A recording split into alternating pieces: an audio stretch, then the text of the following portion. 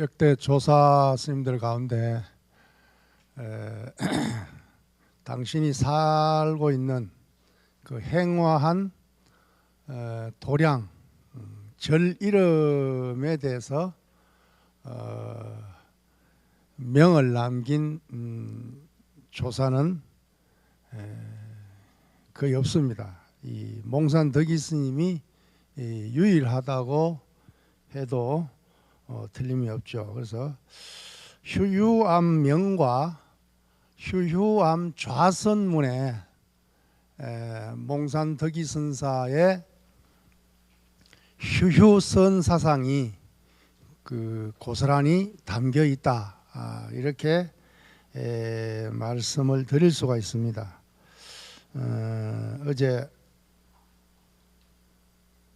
그제입니까? 그제 휴유암 명의 내용을 우리말로 한번 읽어봤죠. 그래서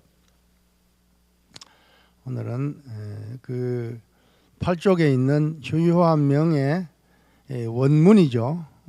한문으로 된 원문은 여러분 참고하시라고 이렇게 올려놨습니다.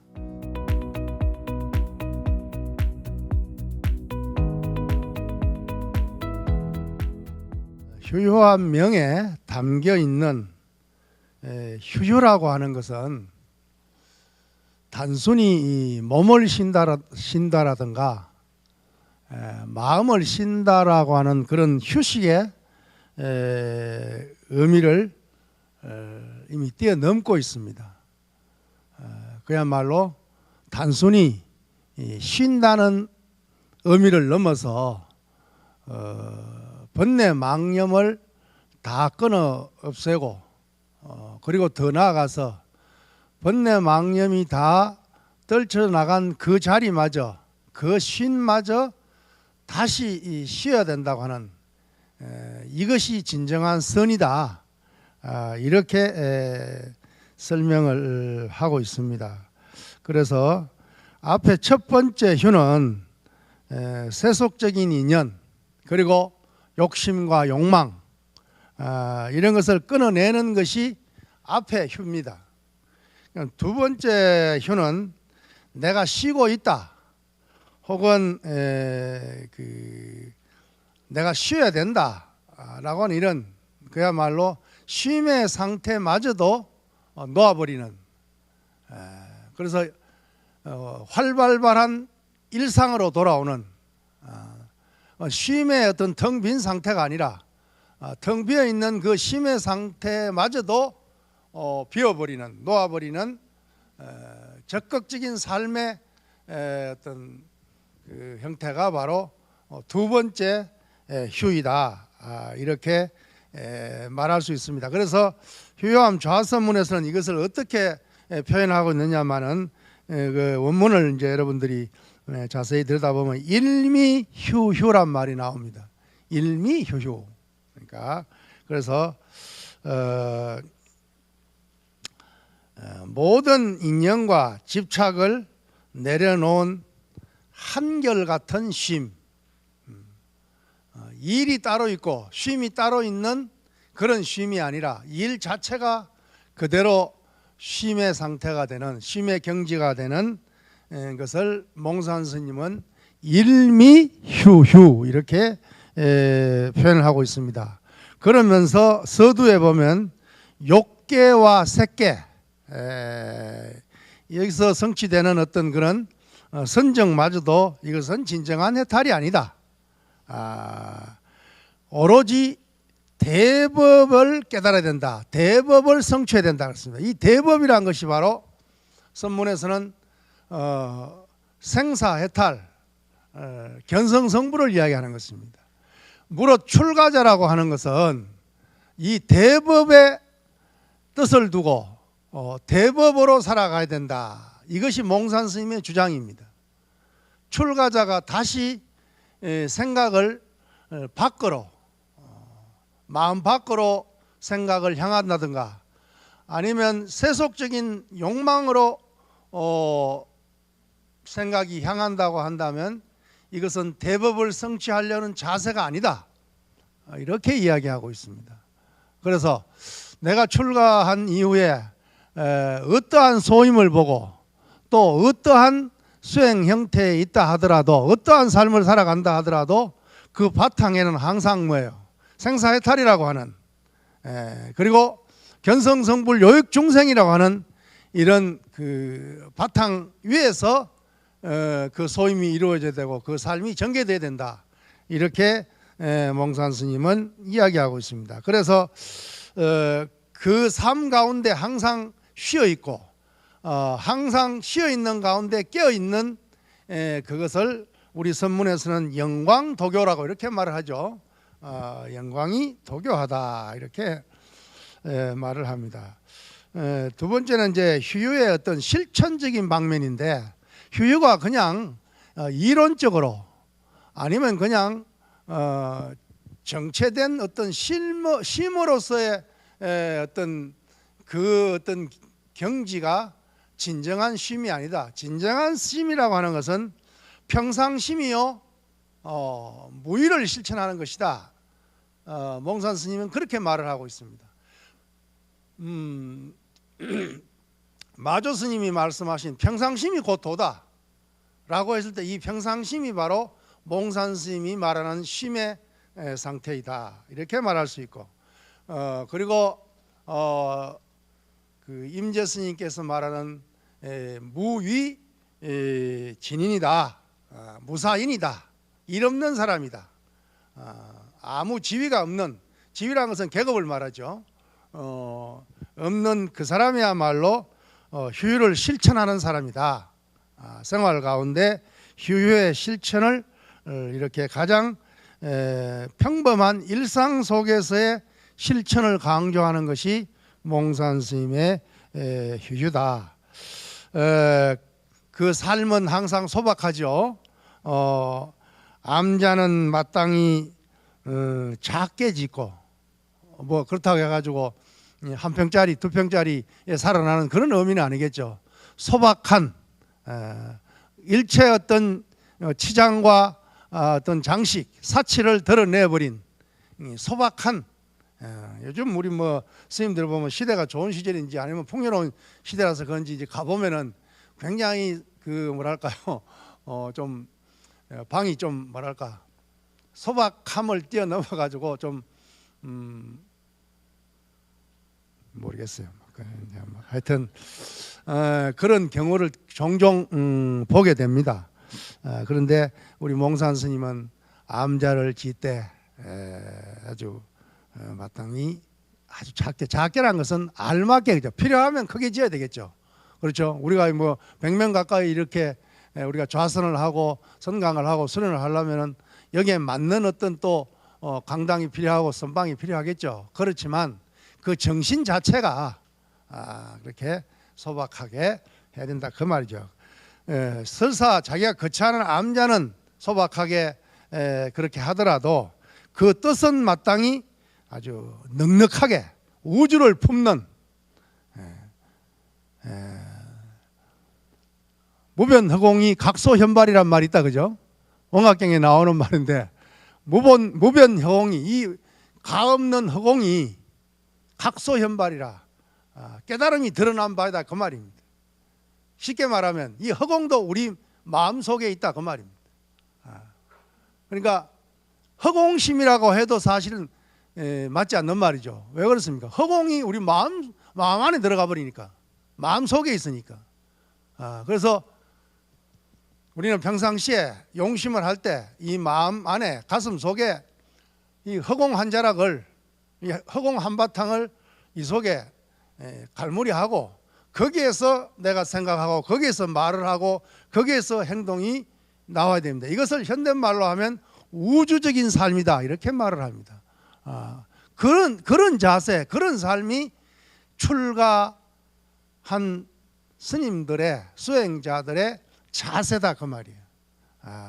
찐피리처럼 이렇게 쫑지기 같은 마음을 쓰는 것이 아니고 그래서 이제 항상 애조사들은 그러죠. 깨어 있어라. 그리고 열려 있어라 이렇게 말을 하는 거예요.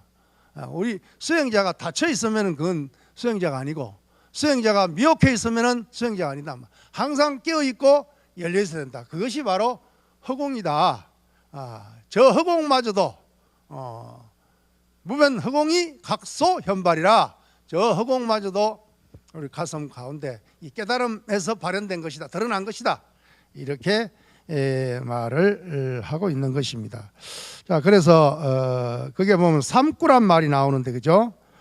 삼구라고 하는 것은 있다, 일구죠. 없다, 이구입니다. 삼구는 뭐예요? 있지도 않고 없지도 않다라고 하는 어떤 중도의, 불이 중도의 어떤 그 경지를 갖다가 삼구를 뛰어넘었다, 초월했다, 이렇게 말을 합니다. 그리고 보면은 그 안에 내용 가운데는 체와 용의 완벽한 조화를 드러내고 있다. 본체와 작용. 그래서 우리 평상시에 늘 이제 큰 스님들이 조사 어려보면 삼삼은 9요, 9구는 81이다. 뭐 이런 생뚱맞게 이런 말을 하고 있나 하지만, 이 속에 그야말로 그 아주 자연스럽고 깨달음이 현실로 드러나 있는 평상무사의 여여한, 변함없는 여여한 진여의 삶이 드러나 있는 말이 바로 삼삼은 9요, 9구는 81이다, 이렇게 말을 하면서 마음을 철저히 비워가지고, 안으로는 굉장히 가난한 것 같지만은 마음은 가난해야 됩니다. 가난하다는 말이 헐벗단 그 말이 아니죠. 번뇌 망념을 다 소진, 다 떨쳐버렸기 때문에 가난하다, 이렇게 말을 합니다. 그래서 저 향엄선사는 장영 가난은 가난이 아니요, 원래 가난이 진실된 가난이다. 작년에는 송곳 꽂을 땅도 없더니 원래는 그 송곳마저 없어졌다, 이렇게 표현을 하고 있습니다. 송곳 꽂을 땅이 없는 것이 가난한 게 아니고, 그 송곳마저, 꽂을 송곳마저 없다고 하는 것이 향엄지한 선사의 가난에 대한 이야기입니다. 성서에서도 가난한 자가 천국을 얻는다 그랬습니다. 같은 말입니다. 그래서 마음은 안으로는 가난한 듯 보이지만 경계에 부딪힐 때는 그 응용의 지혜가 무궁무진해야 된다, 그 말입니다. 그 본체에서는 적적요요하지만, 적정의 상태이지만은 그것이 작용으로 드러날 때는 무한한 한량 없는 무량한 지혜가 치열하게 작용돼야 된다. 이것이 바로 몽산 스님의 효유한 명에 드러나고 있는 본체와 작용의 완벽한 조화, 체용 일여, 체와 용이 하나로 드러나는 그러한 도래입니다. 또 보면은 효유한 명이 우리에게 던지는 그 메시지가, 우리에게 던지는 그 메시지가 뭐냐? 세속적 욕망과 아르마리를 멈추고 본래 면목을 찾는데 가치 기준을 둬라. 이것이 수행자의 기본입니다. 항상 어떠한 경계에서든 어떠한 일을 하든 간에 항상 뭐요? 본래 면목을 드러내는, 본래 면목이 작용하는 그러한 삶을 살아야 된다, 이 말입니다. 혹시 우리가 소임을 살다 보면 소임에 빠져가지고 허우적거릴 때가 있습니다. 저도 뭐 소임이 선원장 소임이기 때문에 선원장으로서 또 무슨 해야 될 일이 있다 보니까 거기에 경도돼 가지고 빠져가지고 자칫 이 본래 면목, 본분사를 망각할 때가 있단 말이에요. 주지를 산다든가 어떤 소임을 산다든가 뭐 복지관을 운영한다든가 다 마찬가지입니다. 그것이 원력으로 내가 소임을 살더라도 거기에 빠져가지고 허우적거려 버리면은 그건 수행자의 본분이 아니다. 항상 본래 면목이 드러나는 그러한 여여한 삶으로서 소임을 볼 때 그것이 휴유한 명에 드러난 사상이다, 이렇게 말을 할 수 있습니다. 특히 이 몽산선사의 휴유한 명과 휴유한 좌선문은 중국 원나라나 명나라보다도 오히려 우리나라 고려 말과 조선 시대에 출가한 스님들과 사대부들에게 특히 어떤 열광적으로 어떤 뭐랄까요, 이거 수용했던 이유는 휴유한 명에서 드러내고 있는 그 휴유가 바로 지금 여기에서, 지금 이 자리에서, 지금 여기에서 철저하게 쉰다고 하는 그러한 사상과 실천이기 때문에 우리 조상들이, 그리고 오늘날 우리들에게까지 그 영향이 미치고 있다, 이렇게 말씀을 드릴 수가 있습니다.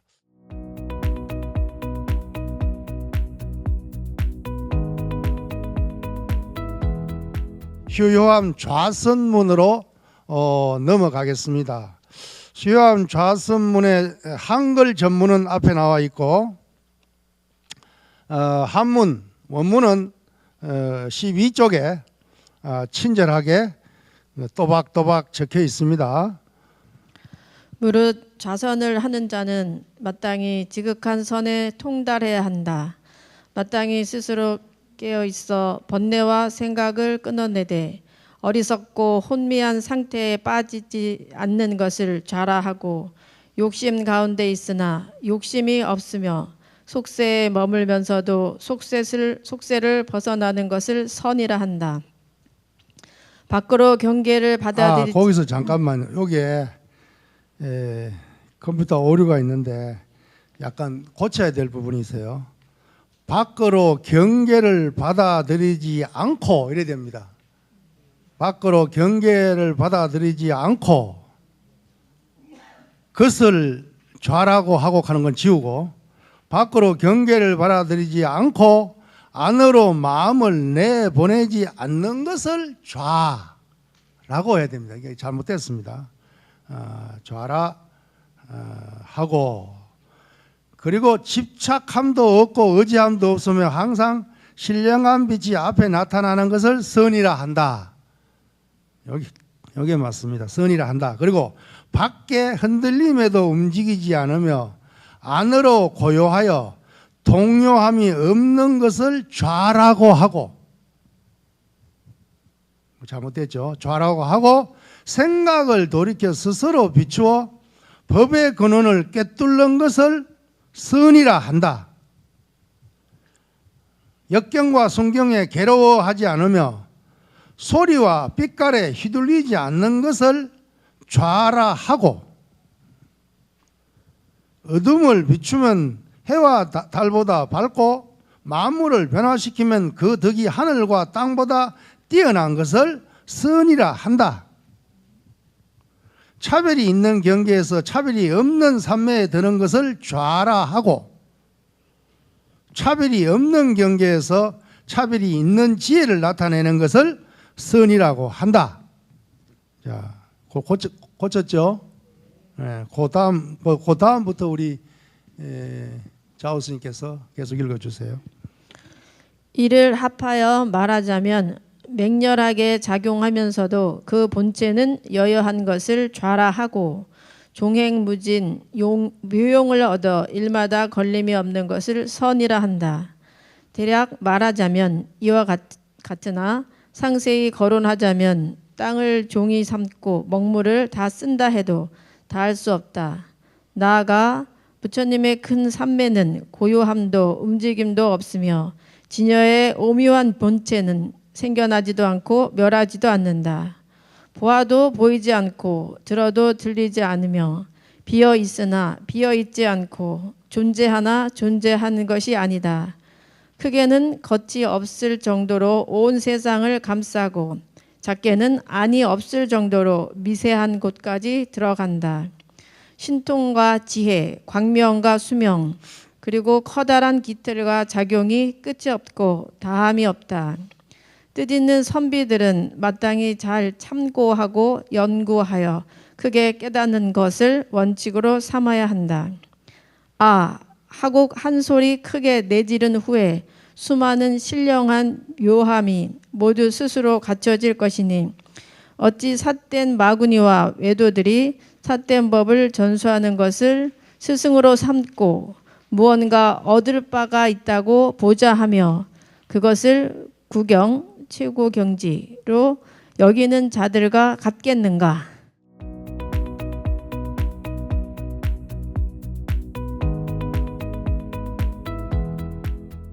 이 휴요함 좌선문은 천하의 명문입니다. 이 한문으로 되어 있는 어떤 글이지만은 한문 그 자체도 원문 자체도 그렇고 우리말로 옮겨도 역대 좌선문 가운데 최고 걸작입니다. 규봉 종밀 선사의 좌선이가 있고 자각 종색 선사의 좌선이가 있고 그 외에 여러 선사들이 이 좌선일을 갖다가 저술하셔가지고 내보이고 계시지만은 그 가운데 몽산 덕이 선사의 이 휴요함 좌선문이 가장 문장의 수려함으로 보나 그 내용으로 보나 아주 가장 뛰어난 그야말로 말할까요? 타의 추정을 불허한다라고 할까요? 그 정도로 뛰어난 그런 좌선문입니다. 그런데 그 좌선문 앞에 또 친절하게도 휴요함 좌선문이라고 이렇게 이름을 갖다 붙이고 그 이전에 휴요함 명이라는 문장이 이미 저술되어 있고 그래서 몽산 화상의 어떤 휴요함 좌선문은 그 유사일에 불교 어떤 선종 사상사에서 아주 빛나는 그러한 걸작으로서 어떤 뭐랄까 이론과 실천적인 면을 다 구비한 아주 좋은 훌륭한 그런 좌선문이기 때문에 우리 조상들이 우리 앞에 선사들이 그야말로 그만큼 열광을 하면서 좋아했던 것이 아닌가 이렇게 생각이 듭니다. 이 좌선문의 핵심은 이미 여러분들이 간파를 하셨겠지만 좌를 갖다가 앉는다고 하는 것을 단순히 가부좌를 털고 앉아있는 형상으로 그 모습으로 보지 않고 내면에 흔들림이 없는 적정한 본체 우리 마음의 본체를 좌라고 그렇게 흔들림 없는 저 허공이 흔들림이 없듯이 저 허공심이 흔들림이 없듯이 우리 마음의 본체 그 자체가 바로 좌다 이렇게 풀이를 하고 있고 그리고 선을 갖다가 어떠한 경계에서도 물들지 않고 어떠한 경계에서도 흔들리지 않은 역동적인 살아있는 그러한 어떤 신령스러운 지혜 종밀 스님의 말을 가지고 오면 공적이라고 하는 공적 텅 비어서 고요한 그 마음자리 그 본체자리를 좌라고 이야기했던 것입니다. 그리고 그 공적으로부터 드러나는 묘용의 작용 그걸 영지라 그러죠. 신령한 암 신령한 알아차림이라고 하는 영지를 선으로 표현한 겁니다. 대성불교를 빌려와서 이야기하면은 진공의 자리가 좌요 묘유의 자리가 선이다. 이 좌선문에서 그것을 확연히 드러내고 있습니다. 이렇게 좌선을 정의하고 있습니다. 이것은 육조 해능 스님이 염불기가 좌요 그리고 성품이 그야말로 무잡하지 않고 신령스럽게 드러남을 선이라고 표현한 것과 맥을 궤를 같이 하고 있다 이렇게 이야기를 하고 있습니다. 그래서 안으로 거치고 머물며 요동치지 않는 본체를 좌라고 하고 밖으로 막힘없이 드러나는 지혜의 작용을 선이라고 명명을 했다 이렇게 말하죠. 그래서 이것은 단순한 수행 지침서를 넘어서 체와 용이, 본체와 작용이 둘이 아닌 체용 불의를 밝히고 있다. 우리가 불의선애니까 바로 체용 불의를 밝히고 있고, 문자와 형식에 얽매이지 않고, 그렇죠? 어떤 좌선이란 그 어떤 외형적인 모습 혹은 어느 문자에 얽매이지 않고 확철되어 이오 위칙이라고 그러죠. 다시 말하면 깨달음을 법칙으로 삼는, 깨달음을 원칙으로 삼는 확철대오를 향해서 나아가는 것이 이것이 좌선이다라고 이렇게 말을 하고 있습니다. 여기서 휴함 좌선문에서 휴휴란 말은 이미 우리가 알고 있듯이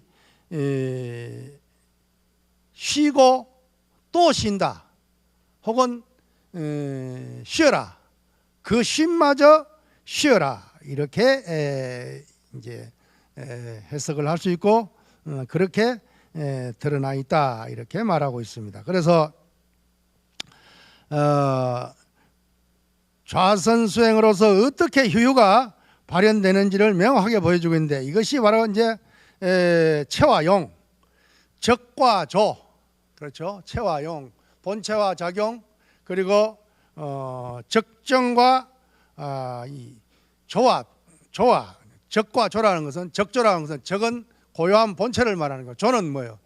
비친다고 하는 작용을 이야기하는 것입니다. 그래서 상적 상조란 말이 있다 그러죠. 항상 고요하되 항상 비춘다 그 말입니다. 우리 마음 본연의 마음자리를 드러낸 것입니다. 우리 마음자리는 항상 고요하고 항상 비추고 있다. 이래서 상적 상조다 이렇게 이야기를 하죠. 그래서 첫 번째 휴는 내면의 적정을 뜻한다. 우리 마음 본체, 마음자리의 적정함, 고요함을 뜻하고, 이는 밖으로 향하는 경계와 안으로 일어나는 번뇌를 동시에 멈추는 지와 관 가운데 지의 멈춤에 해당된다 그 말입니다. 지관이라고 했을 때 그 지에 해당된다 그 말이죠. 일단 멈춘다, 그것이 첫 번째 휴다 그 말이죠. 그래서 그 본문에 보면은 왜 불방입하고 내 불방출이란 말이 나온다 그죠? 그 말이 바로 밖으로 일어나는 번뇌를 밖의 경계가 안으로 들어오지 못하게 해야 된다. 우리 수행이라는 게 그렇습니다. 육조 해능 스님의 일념 수행도 마찬가지입니다. 한 생각 일어날 때 그때에 밖의 경계가 대상이라고 하는 경계가 안에 들어오지 못하게 해야 된다는 거예요. 그게 지, 멈춘다는 뜻이죠. 그리고 또 뭐요? 또 동시에 안의 마음이 밖으로 새어나가지 못하게 한다. 달마 스님의 개송 가운데 외식 재현하고 내심 무천 심여 장벽 가히 입도란 말과 똑같은 말입니다. 외식, 바깥으로 쉬어라. 뭘 쉬냐? 모든 반연을 쉬어라. 이것이 바로 불방입입니다. 그래서 바깥 경계가 안으로 들어오지 못하게 한다. 그리고 안의 마음이 밖으로 새어나가지 못하게 한다. 내 불방출. 이것은 헐떡거리는 마음을 놔버려야 된다. 수행이라는 게 그렇습니다. 바깥 경계가 안으로 경계로 인해서 안의 마음이 흔들려서 안 되고, 그리고 안에 헐떡거리는 마음이 밖으로 나가서 바깥 경계가 더욱더 혼미해지는, 미혹해지는 그것을 막는 것이 1차적인 수행이다. 그걸 달마 스님은 회광반조라고 얘기했습니다. 회광이라고 했는데 광은 그건 생각을 말합니다. 생각이 빛입니다. 빛을 돌이켜라. 빛을 밖을 향하던 것을 회광 돌이켜라. 그리고 반조 돌이켜 비춰라. 뭘 비추느냐? 생각 이전짜리, 본래 면목짜리를, 본래 부처짜리를 비춰라. 이게 달마의 어떤 이 회광반조가 사실은 굉지 정각의 묵조선으로 사실 발전되는 거죠.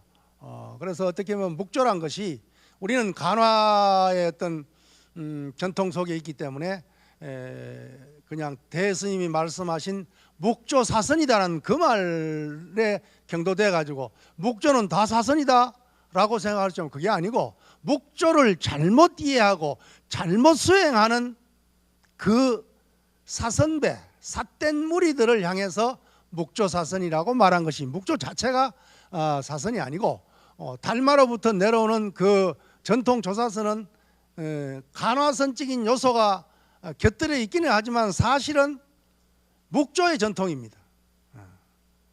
묵묵히 비춘단 말이에요. 묵이란 말은 수묵좌선이라는 뜻이거든. 말없이 고요히 좌선한다 그 말입니다. 그리고 묵조선에서는 좌선이 제1입니다. 그래서 1시간 앉으면 1시간 부처님이고 하루 앉으면 하루 부처님이고 1년 앉으면 1년 부처님이고 평생 앉으면 평생 부처님이다. 이게 묵조의 주장입니다. 그래서 생각이 앉아라 이럽니다. 우리가 간화선에서 현성공안이라 그러면 뭐예요? 지금 내가 강력한 의심으로 들고 있는 공안이 현성공안입니다. 살아있는 공안이다 그 말이죠. 지금 나에게 작동되는 나에게 지금 간절한 어떤 의심으로 어떤 참고되어지는 공안이 현성공안이란 말이에요. 나타날 현자에 이룰 성자 현성공안인데 묵조선의 현성공안은 그런 뜻이 아닙니다. 현성이란 것은 바로 뭐예요? 지금 드러나고 있는 부처란 뜻입니다. 지금 드러나고 있는 모습 그대로의 부처, 이게 좌선이란 거죠. 그래서 묵조에서는 좌선을 강조합니다. 좌선을 강조하다 보니까 외형적인 좌선에만 치중해가지고 오래 앉아있기 대회를 하고 있단 말이에요. 그래서 대스님이 묵조 사선이라고 공격을 한 겁니다. 묵조가 사선이 아니고 그러면 결국 뭐예요? 묵조의 생명은 뭐예요? 묵조입니다.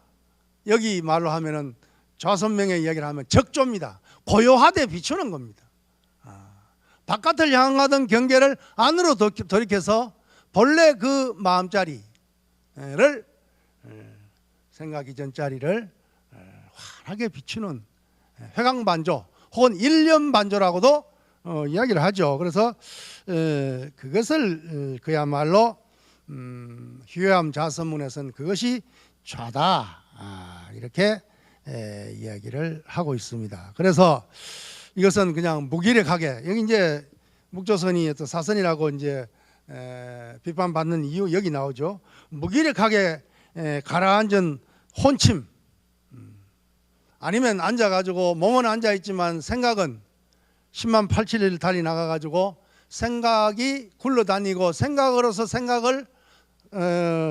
생각과 싸우고 있는 이러한 것은 좌가 아니다 이렇게 말합니다. 그래서 무기가 아니요 도구가 아니요 성성적적 그야말로 성성하게 정신을 깨워서 요즘 말로 하면은 깨어있고 열려있는 그래서 망념의 뿌리를 단호하게 끊어내는 역동적인 멈춤이다. 그 멈춤이라고 해서 그냥 죽은 물처럼 그렇게 되어 있는 상태가 아니라 그야말로 살아 움직이는 역동적인 그런 멈춤이야말로 진정한 멈춤이다 이렇게 말합니다. 이것이 진정한 참된 쉼이요 우리의 본체 자리에서 드러나는 쉼이다. 두 번째 휴는 밖으로 드러나는 묘한 작용, 묘용을 이야기한다. 이는 머무름 없는 지혜가 활발하게 살아 움직이는 용의 단계이다. 작용의 단계이다. 앞에는 체의 단계였다고 한다면 뭐예요? 좌는 체의 단계라고 하면 여기서는 뭐예요? 선이라고 하는 것은 용의 단계이다. 작용의 단계이다. 쉼이 지극해지면 오히려 걸림없는 묘용이 일어난다고 하는 것이 선의 역설이다. 이렇게 말을 할 수가 있습니다. 지극히 고요해지면 그 고요한 가운데 그야말로 묘용이 일어난다. 작용이 일어난다. 본문에서 보면은 욕망 속에 있으나 욕망에 물들지 않고 욕심 속에 있지만은 불꽃 속에 있지만은 연꽃을 피운다 그 말입니다. 그래서 우리 경전이나 어록에 보면 화중생연이란 말이 많이 나옵니다. 불꽃 속에서 연꽃을 피운다. 우리의 삶이 그렇습니다. 이 사바세계라는 것이 불이 활활 타고 있습니다. 탐진치 삼독에 불이 타고 있습니다. 그 가운데 우리 수행자가 해야 될 일이 뭡니까? 같이 타줘야 됩니까? 같이 땔감을 제공해야 됩니까? 거기에 부채질을 해야 됩니까? 몸은 한 발 물러나 있지만 그러나 세상을 향해서 그 불꽃을 향해서 연꽃을 피워내는 자, 그 연꽃의 향기를 피우는 자, 그것이 출가사문이요 출격장부요 수행자이다. 이렇게 말씀을 드릴 수 있죠. 그래서 티끌 세상에 살면서도 그 세상을 벗어나 있다. 거진 출진이다. 그렇죠? 그러한 자제한 활동이면서 어디에도 집착하거나 의지함이 없는 상태에서 뿜어져 나오는 항상 하는 빛, 상광, 항상 빛나는 것. 우리가 나홍스님 개송에서 아미타불 제하방, 착덕심두 절망망, 여기까지가 수행의 단계라고 한다면은 염도 염궁, 염이 생각이 나아가서 그 나아감마저 염궁의 단계, 그 나아감마저 그 염마저 다한 거기 무념체가 되면은 그곳이 곧 무념체인데 무념체가 되면 거기에서 무념체가 된 그게 좌라 그 말입니다. 거기 되면 무념체가 되면 어디 됩니까? 거기서 용문상방 자금광이란 말이에요. 요 안이비설신이 6문에서 그냥 자금색 빛이 환하게 드러난단 말이에요. 서방정토에는 아미타만이 아미타가 아니라 보신불로서의 아미타만 아미타가 아니라 내 자성불로서 아미타가 그대로 드러난다. 이것이 몽산스님은 이 용문상방 자금광은 이것이 선이다 이렇게 표현하고 있는 겁니다.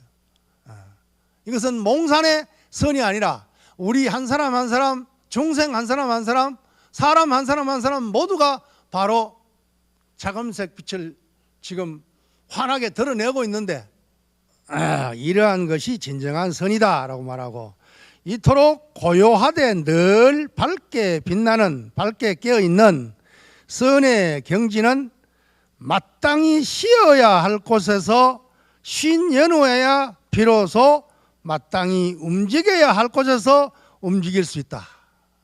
이게 현대인들에게 아주 적절하게 다가갈 수 있는 내용입니다. 마땅히 쉬어야 할 곳에서 쉬어야 할 곳에 쉬지 못하고 어떻게 마땅히 움직여야 할 곳에, 마땅히 일해야 할 곳에, 마땅히 임해야 할 곳에 움직일 수 있다. 적이 고요적, 적이 용이해야, 그래야 비출 수 있을 때 비출 수 있다. 그래서 적조동시란 말을 씁니다. 적조동시 이렇게 말을 하죠. 그래서 이것은 몽산선사께서 주창한 동중정의 원리다. 움직이는 가운데 고요합니다. 육조 해능스님도 단경에 보면 그럽니다. 진정한 고요함이란, 고요함 가운데 고요함을 얻는 것은 진정한 고요함이 아니다. 움직이는 가운데 고요한 것이 진짜 고요함이다. 이렇게 말하는 겁니다. 선방에 앉아가지고 나 고요하다고 하는 것은 자랑이 못 됩니다. 경계가 없기 때문에, 경계가 적기 때문에. 그러나 저작거리에서, 시장통에서 고요한 것이 그것이 진짜 고요한 것이다 그 말입니다. 육조 스님의 말씀이 그 말씀입니다. 내가 출가자로서 고요한 것은 그건 기본입니다. 출가자가 제가에, 다시 말하면 불꽃 속에서 연꽃이 피어나야 그게 진정한 옳은 참으로 향기 나는 연꽃이다 그 말이죠. 우리 스스로 뭐 처자식도 없고 일제 반년도 많이 적어졌고 산속에 있고 또 생활이 단촐하니까 번뇌가 적고 뭐 마음이 평상심으로 고요한 건 그 어떻게 보면 기본이죠.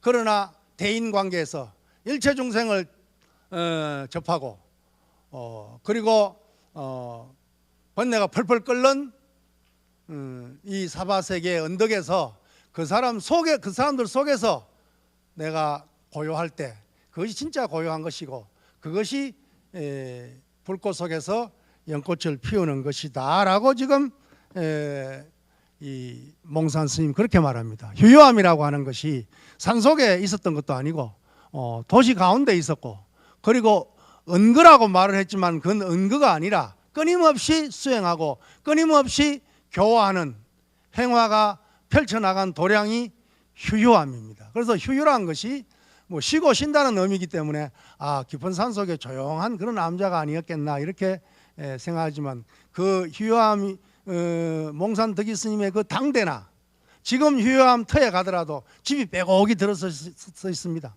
거기에 사는 사람들이 한국에 웬 중이 와가지고 여기가 옛날 휴요함 터라니까 깜짝 놀래요. 그럼 그 사실을 모르는 거예요. 자기들은 그 자기 집이고 자기 거리고 자기 동네일 뿐이지. 법만 허용한다면 그 사람들에게 진짜 휴에 대한 걸 좀 말해주면 좋았겠는데 또 그렇게 하면 또 문제가 생기니까 그래 못하고 어쨌든 안타까운 마음이 절실했습니다. 그래서 어쨌든 몽산 스님의 이 치열한 휴유의 어떤 정신이 바로 고려 말에 우리 스님들에게 들어왔고 수선사의 어떤 조사들에게 들어왔고 가지산문의 조사에 들어왔고 화엄종의 조사에 들어와 가지고 그야말로 조선을 거쳐서 오늘 우리에까지 그 빛을 발하고 있다라는 것은 대단히 중요한 역사적인 흐름이죠. 그래서 온전히 쉬지 못하는 자는 온전히 작용할 수 없다 이 말입니다. 좌가 되지 못하면 선이 될 수 없다 그 말을 하고 있는 거예요.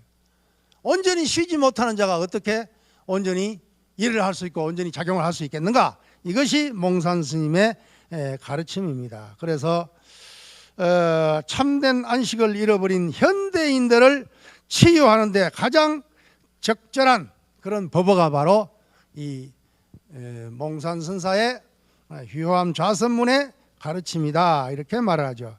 그리고 좌와 선을 합해가지고 휴휴라는 입장에서 본다면은 그것을 몽산 스님은 나가대정이라는 것은 부처님의 선정을 나가대정이라 그럽니다. 그래서 나가대정으로 이루어지고 그리고 후반부에는 이 두 가지 두 가지 쉼이 하나로 원융하게 합쳐진 절대적인 삼매의 경지를 나가대정 부처님의 삼매라고 칭하고 있다.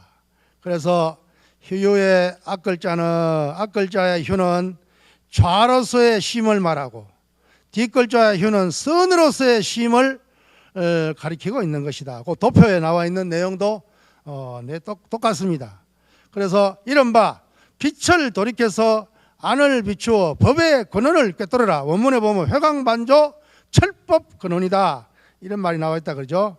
이 구절이 바로 몽산 선사가 펼친 휴 철학의 절정이다. 이렇게 말할 수 있고 밖으로만 향하던 시선을 내면으로 돌이켜 나라는 존재의 근원마저 철저히 쉬게 할 때 우리는 그렇습니다. 바깥으로 향하던 경계를 안으로 돌이켜라. 그러면 그 안에 있는 것이 참나다라는 뭐 나가 됐건 참나가 가가 됐든 참나가 됐든 나를 세웁니다. 보고 듣고 느끼고 아는 참나를 세운다 그죠. 세우는데 간화선에서는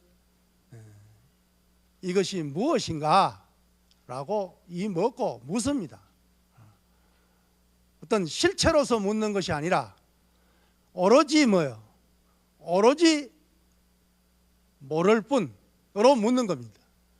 묻고 보니 나중에 거기에 나라는 것이 실체가 없더라.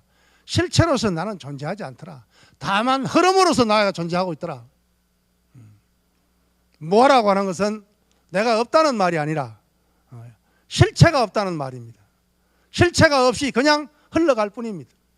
그것이 인과를 벗어나서 흘러가면 윤회로부터 해탈되는 것이고 해탈한 삶이 되는 것이고, 인과 속에서 흘러가면 그건 윤회가 되는 것입니다.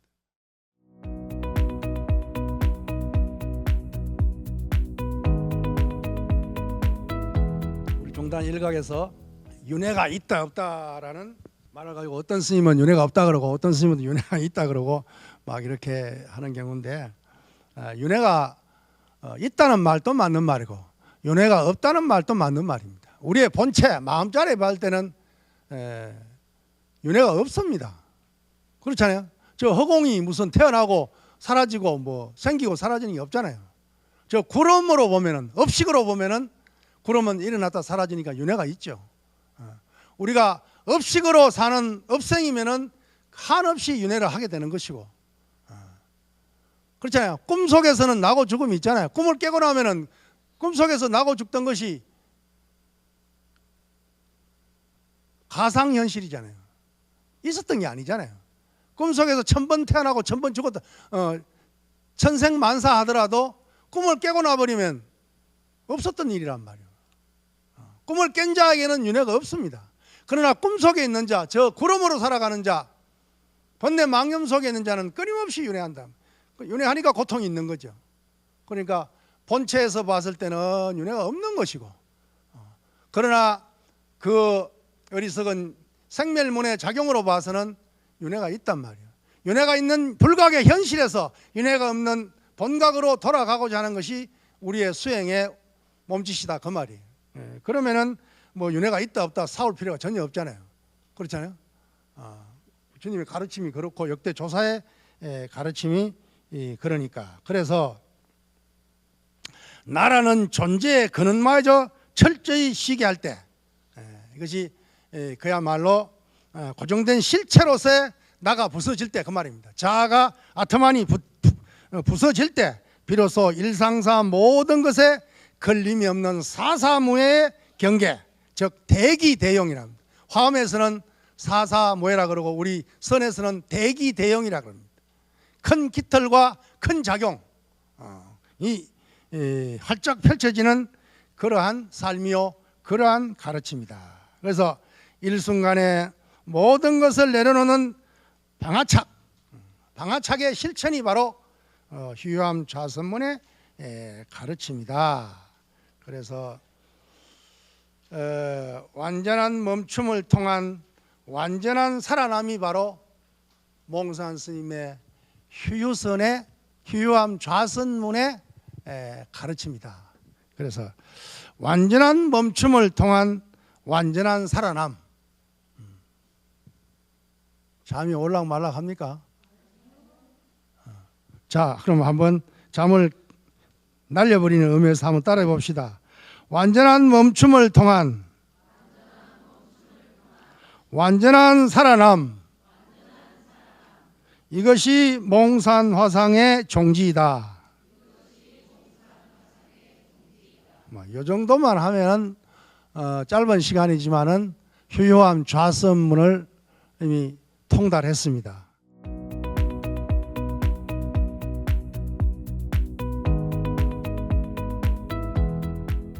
이러한 불이선회와 같은 수행 결사체가, 수행 공동체가 1년에 한 번이나 2번 정도 이렇게 반짝하고 양념으로 그냥 액세서리 정도로 이렇게 할 게 아니고, 우리 성가의 모습 자체가 일상의 모습이 이렇게 전개되지 않겠나, 이런 생각을 많이 해봐요. 특히 이제 평소에도 늘 그렇게 우리가 생각하고 있지만 휴유함 좌선문에서 드러난 이러한 것을 적용을 해보면은 출가 집단은 출가 어떤 성단은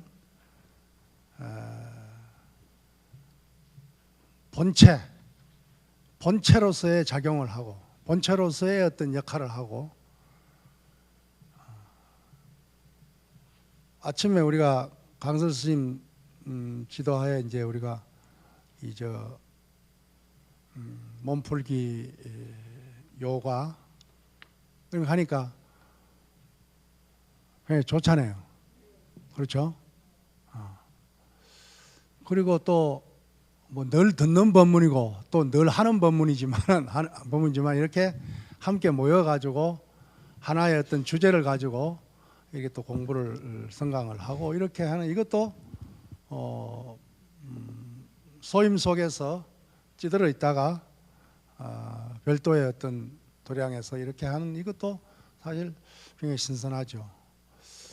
그런데 이것이 하나의 이벤트로서의 어떤 모습이 아니고 성가 본연의 모습으로서 우리 지금 한 80명 정도 되는 스님들의 모습이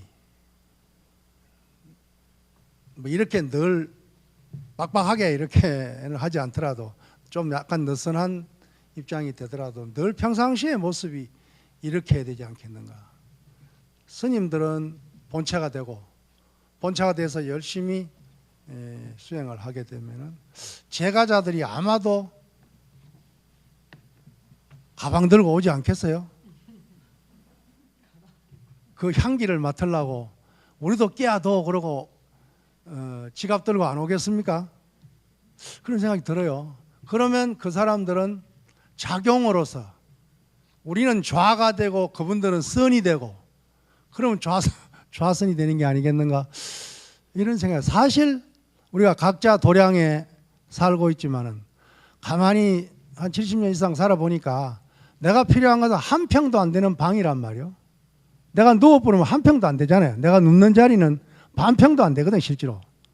내가 필요한 거는 실제로 작은 방 하나면 충분한데 그런데 이게 포교를 해야 되고 복지를 해야 되고 또 뭐 여러 가지 어떤 인연관계에서 도량이 필요하니까 토굴이 필요하고 암자가 필요하고 절이 필요하니까 각자가 다 뭐요?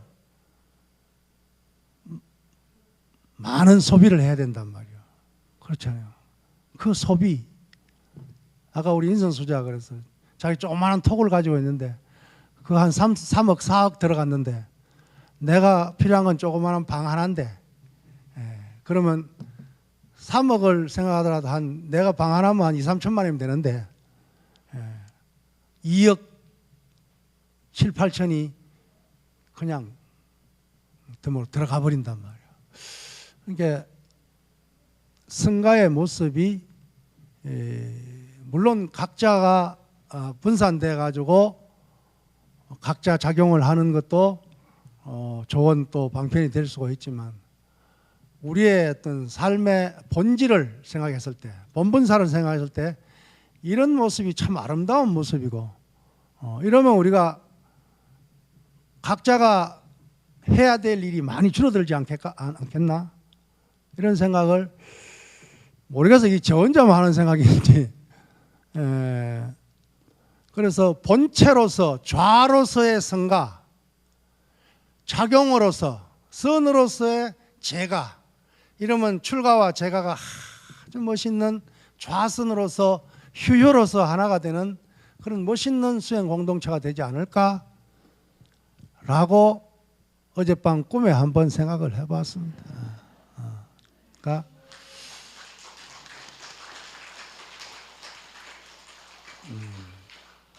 옛날에 총림이라는 것이 그렇지 않겠느죠. 마조스님 문화에 3,000명이고 임재스님 문화에 2,000대중이고 영명연수 선사 문화에 3,000명이고 뭐 1,000명, 1,500명 이런 대중들이 같이 살았다.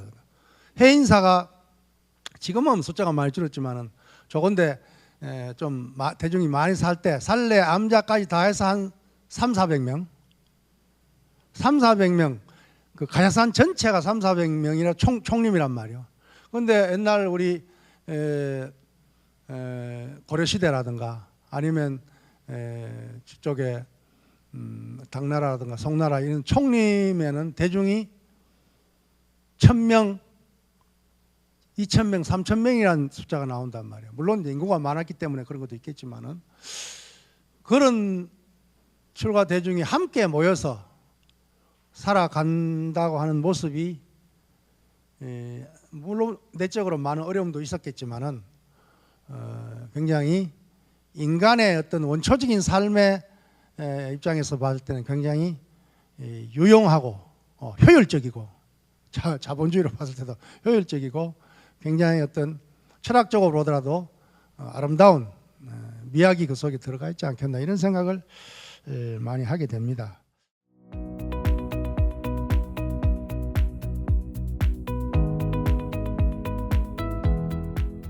휴유와 관화선에 대해서 몽산법어에서는 사실 관화선 수행을 굉장히 강조합니다. 그래서 우리나라가 관화선 전통이 지금까지 맥맥을 이어온 그 내면에는 바로 이 몽산법어가 큰 작용을 했습니다. 그래서 몽산법어 안에는 관화선 수행에 대한 어떤 절체절명의 어떤 가르침을 펼치고 있죠. 그래서 몽산 스님은 이 관화선에도 휴유를 대비시킵니다. 그래서 보면 첫 번째 휴와 화두에 대해서 보면 망상의 완전한 정지다 이렇게 나와 있죠. 관화선에서 화두, 예를 이목구가 됐든 무자 화두가 됐든 화두를 타파하기 위해서 참고하는 과정을 몽산선사가 말한 첫 번째 휴, 즉 본체로서의 휴에 해당되는 것이다. 화두에 완전히 몰입하여서 거대한 의단, 의심 덩어리를 형성하게 되면 평소 우리를 괴롭히던 분별심과 아르마리, 과거에 찌든 기억들이 더 이상 발붙일 곳을 잃고 만다. 이것이 몽산 스님이 말한 화두선에서의 첫 번째 휴다. 그럽니다. 거기서 보면 좌서문에 보면 절단 사상이란 말이 나온다, 그죠? 여기서 사상이란 말은 아르마리, 번뇌 망념 이런 뜻입니다. 그래서 절단한다, 번뇌 망념을 절단한다는 그런 말이 나오죠. 그래서 화두를 통해 가지고 하나의 화두를 통해서 일체 망념을 끊어내는, 일체 망념을 덮어버리는 그러한 단계가 바로 첫 번째 휴의 단계다. 두 번째 휴는 화두 타파를 이야기하는 것입니다. 이 화두가 타파되면 신령한 지혜가 발현이 된다. 두 번째 휴는 밖으로 드러난 묘용으로서의 선이다. 앞에는 좌지만은 뒤에서는 이제 선이다 그러죠. 이는 화두가 타파되는 찰나에 온전히 드러나는 사사무예의 경계이다. 앞에서 이미 했는 말이다 그죠. 밖으로 향하던 마음의 에너지가 화두라고 하는 외기를 통해서 안으로 맹렬히 응결되었다가 회광반조로서 응결되었다가 마침내 툭 터져 폭지일발이라고 하는 거죠. 폭지일발이라는 말을 쓰는데 여기서는 이제 화라는 말을 썼다 그러죠. 그래서 마침내 툭 터져 나오며 본래의 맑은 성품을 환하게 비추게 된다. 이렇게 되면은 비로소 막힘이 없는 활달자재한 대기대용이 펼쳐지게 된다. 이렇게 해서 두 번째 휴가 바로 화두타파로서 얻어지는 대기대용의 경계이다. 이렇게 말합니다. 온갖 고정관념의 틀에서 철저히 벗어나서 쉬게 되는데 이 신사람은 세간의 흙먼지 번뇌 망념 속에서 불꽃 속에서 이문자재한다. 이문자재한다는 것은 자유자재한다 그 말이죠. 그래서 연꽃을 피우는 삶을 누리게 된다. 몽산선사는 이를 가리켜서 치연작용이라고 말합니다. 원문에는 치연작용이라고 말하고 있다 그죠. 작용은 불꽃처럼 치성하나 그 본체는 여여하여 흔들림이 없다. 정체 여여다. 정체는 여여하지만, 본체는 정체 여여하지만 그 작용은 치연작용이다. 불꽃이 일어나는 것처럼 활발하게 피어난다, 작용한다, 그 말이죠. 그래서 휴유의 어떤 철학과 가나선 수행의 구조를 나타내면 이렇게 도표로 드러낼 수 있다, 이렇게 이야기를 할 수 있습니다.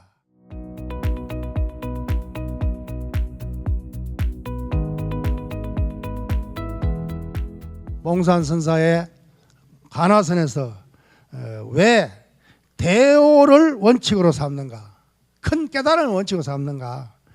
깨달음이 없는 선은 선이 아니다는 겁니다. 그래서 대해 스님께서 묵조선을 향해 가지고, 대스님이 그냥 묵조를 비판한 게 아니고 진을 청료라고 하는 묵조선의 거장이 계십니다. 묵조선을 집대성한 굉지 정각선사의 사형입니다. 진을 청료라는 스님이. 이 진을 청료 선사가 총림에서 묵조선을 가리킬 때, 그때에 대스님이 그 문화에서 수자 소임을 본 적이 있습니다. 제1좌로서의 소임을 받는데, 그때 보니까 묵조의 근본 종지를 제대로 이해하지 못하고, 아까 이야기했듯이 오래 앉는 것을 선이라고 그 외형적인 면만 취하고 있는 많은 잘못된 묵조 선자들이 있더란 말이에요. 그걸 보고서는 가만히 앉아서 졸고 있으면서 나는 하루 앉으면 하루 붙이고 열을 하면 열을 붙이라고 말하고 있다고 한다면, 이것은 그야말로 흑산귀굴, 흑산이라는 것은 끔끔한 산이잖아요. 귀굴이라는 것은 귀신굴입니다. 흑산귀굴에 앉아가지고 무기로서 세월을 보내고 있는 짓이다. 그래서 묵조사선이다라고 공격을 하면서, 그냥 멍하니 앉아 있을 것이 아니라 화두를 들고서 또렷또렷하게 성성적적하게, 화두로서 성성하고, 화두가 성성하면 물론 번뇌망념은 적적해지겠죠. 적적성성, 성성적적으로 정해상수가 되는 이러한 수행이 있어야 된다. 그러면서 이제 간화선을, 화두선을 제창하게 되는 거죠. 그래서 이 화두선을 제창하면서 이오위칙이라 그런단 말이에요. 이거는 이제 우리 대스님 서장에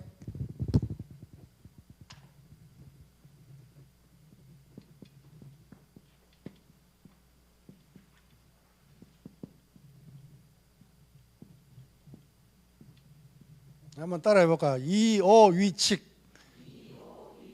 서장에 나오는 말입니다. 선은 깨달음이 생명이기 때문에 이 깨달음을 법칙, 원칙으로 삼아야 된다, 이렇게 말합니다. 대스님은 뭐요? 이 앞에 대자를 하나 더 붙여가지고, 몽산 스님은 대자를 하나 더 붙여가지고 이 대오, 큰 깨달음을 원칙으로, 법칙으로 삼아야 된다라고, 이것은 대스님의 간화선 사상을 몽산 선사께서 과감히 수용해서 그야말로 발전된 모습의 간화선을 제창한 것이 바로 몽산선이기 때문에 이렇게 주장을 하고 계시는 것입니다. 그래서 선문에서는 항상 뭐요? 오라고 하는 건 깨달음, 일반 명사화 해버리면 이건 깨어 있다는 것입니다. 항상 깨어 있어야 됩니다. 그래서 즉 번뇌를 억누르면서, 번뇌를 억누르게 되면은 번뇌와 싸우게 되죠, 그렇죠? 번뇌 망상과는 근심 걱정하고는 싸우는 게 아닙니다. 싸우면은 근심 걱정에다가 하나 더 보태는 겁니다. 그러니까 번뇌 망념이 일어나고 근심 걱정이 일어나면 그냥 일어나는 대로 내버려둬야 됩니다. 철저하게 무관심해야 됩니다.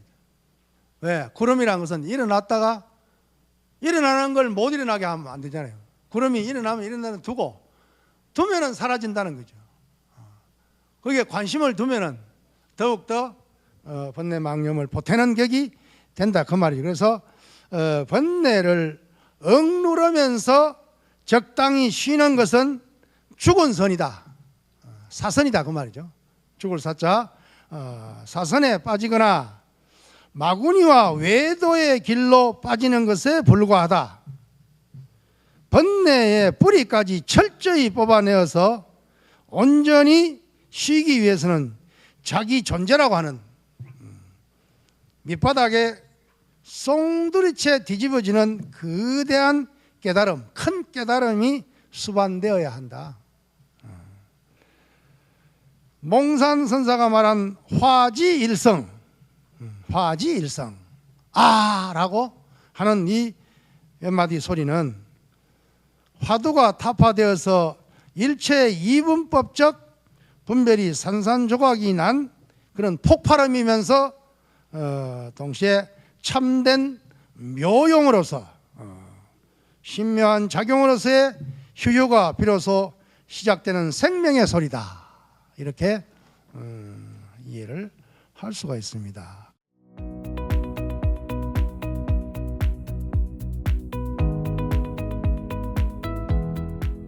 11쪽 제일 밑에 그 한글 원문에 보면 하고 한 소리 크게 내리진 후에 수많은 신령한 묘함이 모두 스스로 갖춰줄 것이니 어찌 삿된 마구니와 외도들이 삿된 법을 전수한 것을 스스로 스승으로 삼고 무언가 얻은 바가 있다고 보좌하며 그것을 구경으로 여기는 자들과 같겠는가?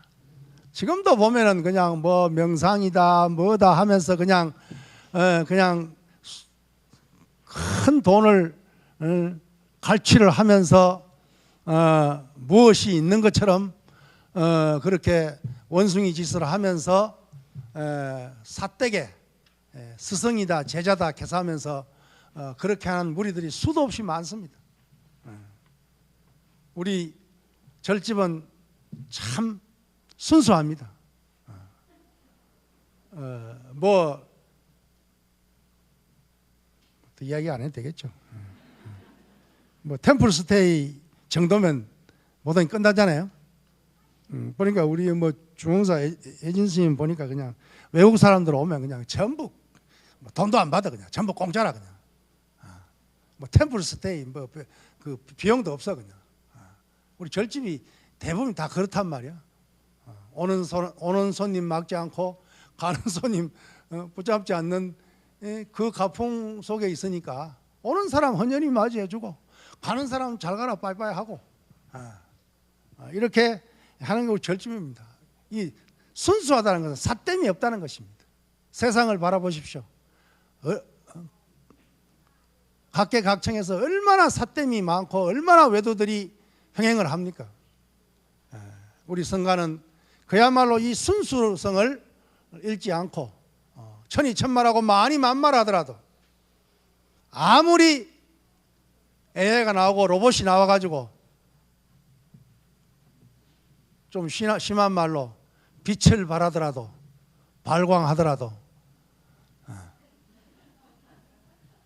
우리는 우리의 본분으로서 끊임없이 좌의 자리를 지키고 그리고 선의 작용을 무한히 하다 보면은 결국은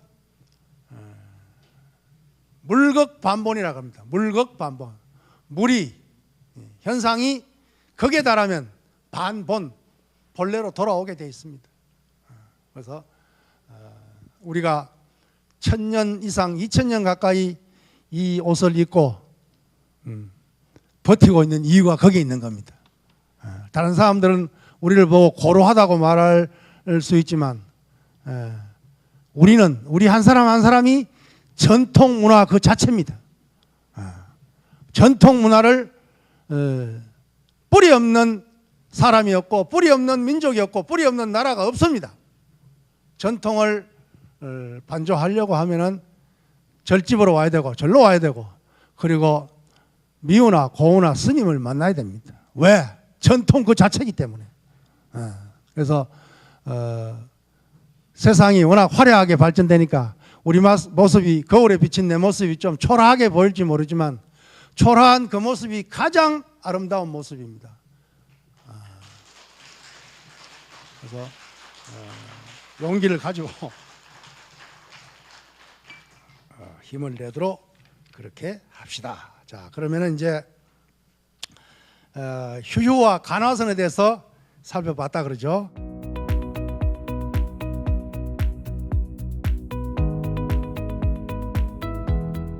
그 다음에는 몽산선사의 저술, 저작 속에 나타난 휴유에 대해서 간단히 살펴보면은 몽산법어 그리고 육도보설 여기에 나타난 것이 있습니다. 거기에 보면은 몽산선사의 저술 앞에서 언급한 휴유함 명, 휴유함 좌선문 이건 굉장히 짧은 문장이다 그러죠. 이 법어 안에 들어가 있는 짧은 문장입니다. 그리고 동시에 몽산법어가 있고 육도보설이 있고 그러니까 사람에게만 설한 것이 아니라 육도 중생에게 널리 설한 것이 육도보설입니다. 그리고 직주 도덕경 그러니까 노자의 도덕경을 갖다가 직접적으로 주석한 것이 직주 도덕경입니다. 그리고 징수 선교 시식 의문이 있습니다. 우리가 지금 하고 있는 영가천도 뭐죠? 가장 앞에 나오는 게 무슨 영반이지? 상용영반, 관음시식, 그러죠? 이런 것들의 시작이 바로 몽산 스님으로부터 시작되는 겁니다. 그러니까 우리하고 직접 현재도 몽산 스님하고 지금 교류하고 있는 거예요. 지금 우리가 영가천도 할 때 그 안에 나온 내용들이 대부분이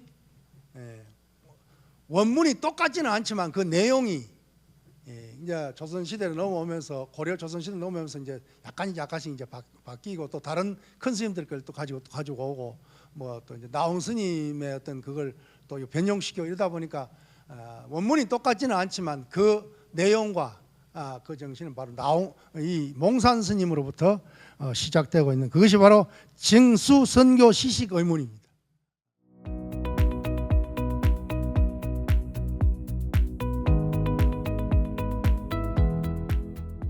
몽산법어에서 한번 살펴보면은 16쪽 두 번째 단락을 보면은 몽산법어에서 휴유를 어떻게 설명하고 있는가? 무릇 도를 배우는 사람은 마땅히 모든 반연을 쉬고 휴각 만연에 그래서 휴각. 이 각자가 들어가는 것은 한 점 티끌을 다 떨쳐내는 걸 각이라 그럽니다. 그래서 쉬되 그냥 쉬는 게 아니란 말이야. 휴각이란 말이에요. 우리가 뭘 소각한다는 말 때 이 각이라는 말을 쓰잖아요. 그것이 휴각. 그러니까 도를 배우는 사람 마땅히 모든 반연을 한 점 티끌 없이 남김없이 다 쉬어라.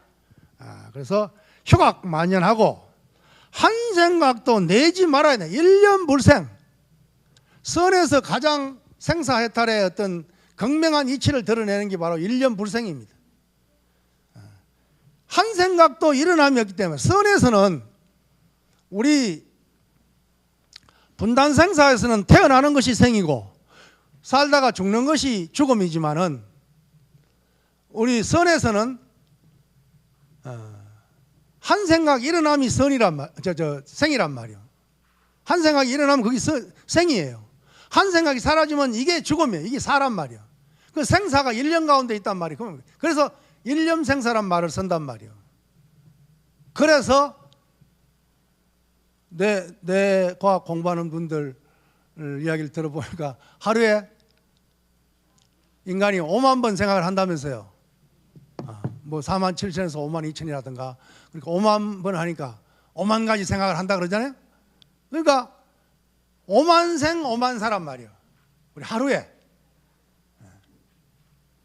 5만 생 5만 살을 하고 있단 말이에요.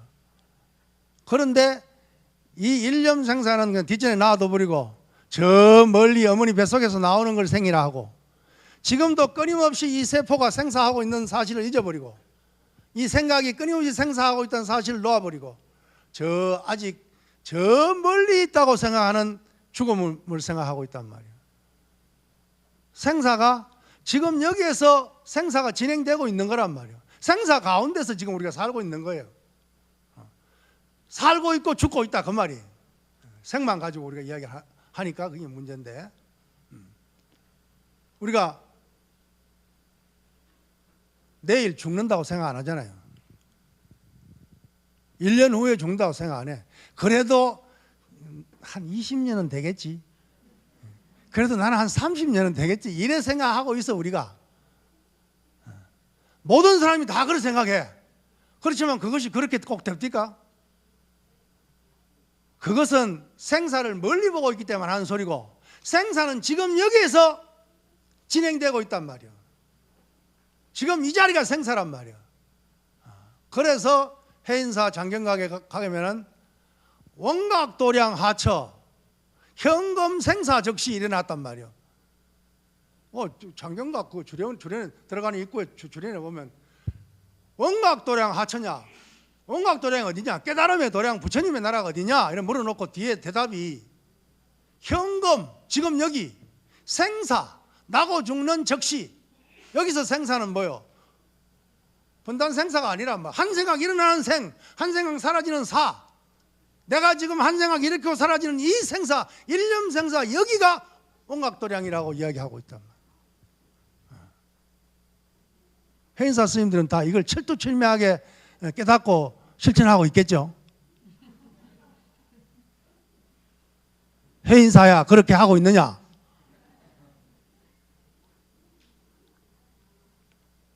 그러니까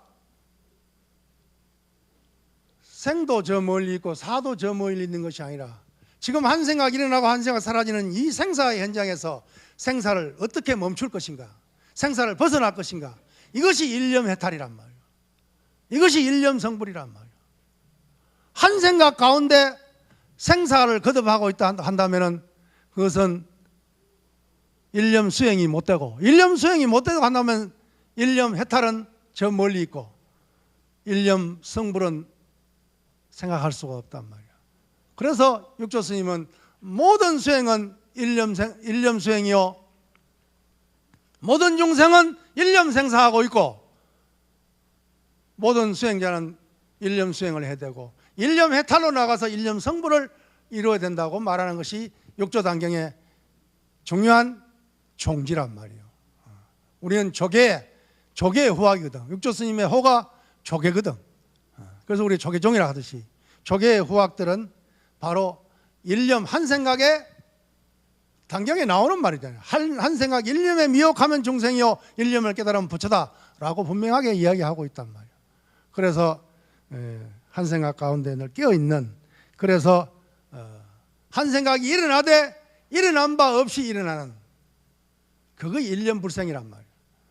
일념불생이라 그냥 생각이 일어나면 안 돼. 생각을 꾹 누르고 있으면 이 생각하고 싸우는 거거든. 일어나면 이런 대로 놔두고. 그래서 육조 스님은 무념이라고 하는 것은 생각이 없다는 것이 아니라 생각이 일어나되 일어난 바 없음이 곧 무념이다. 일어난 바 없다는 것은 말은 무슨 말? 끄달리지 않는 것이다 라고 말을 한단 말이에요. 그게 무념이라 그런단 말이에요. 여기서 일념불생도 마찬가지예요. 그래서 마음은 허공과 같고 시며 허공, 마음은 허공과 같은 허공심을 가지고 있어야 되고, 행동은 구름과 물 같아야 된다. 행여 운수다. 우리가 이제 수행자를 갖다가 운수납자라고 말하잖아요, 그죠?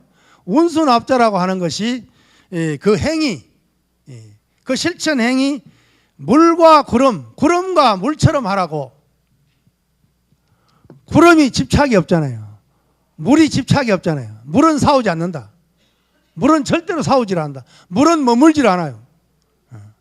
더우면 위로 올라가고 차가우면 얼고, 똥을 만나면 똥물이 되고, 사람이 되면 마시는 물이 되고, 꽃밭에 들어가면 꽃물이 되고, 강에 가면 강물이 되고, 호수에 가면 호수물이 되고, 일천강물을 바다는 거부하지 않는다. 그러면서도 출렁거리면서 일체 만물을 키움과 동시에 하늘로 올라가서 구름이 되고 안개가 되고, 그래서 다시 비로 내려서 만물을 키우고, 이게 구름과 물의 도리란 말이에요. 집착함이 없대. 그 본체에서는 집착함이 없대. 그 작용에서는 만물을 키워서 정장시키는, 이게 운순납자란 뜻이란 말이에요. 그래서 그 행은 행여 운수, 구름과 물처럼 하고, 비로소 이렇게 하게 되면 비로소 참된 휴유라 할 수 있다. 진휴유다. 참된 휴유다. 여기 이제 몽산 법어에 나오는 휴유의 말입니다.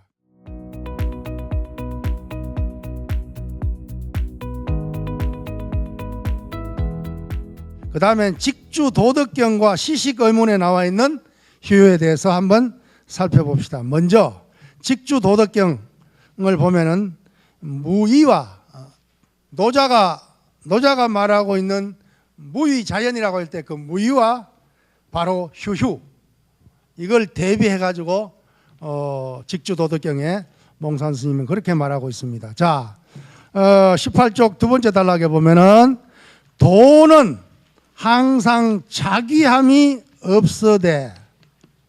자기한다는 것은 뭐예요? 인위적으로 함이 있는 것을 짓는 것이 있는 것이 자기죠. 도는 항상 자기함이 없었대. 또한 하지 않음이 없다. 무의 하지 않음이 없지만은 하지 않음 또한 없다 그 말이에요. 다 한다 그 말이죠. 쉼이 지극하여 무의에 이르게 되면 인위적인 조작이 쉬고 자연의 묘용이 나타난다라고 직주도덕경의 무의를 해설하면서 이렇게 표현을 하고 있습니다.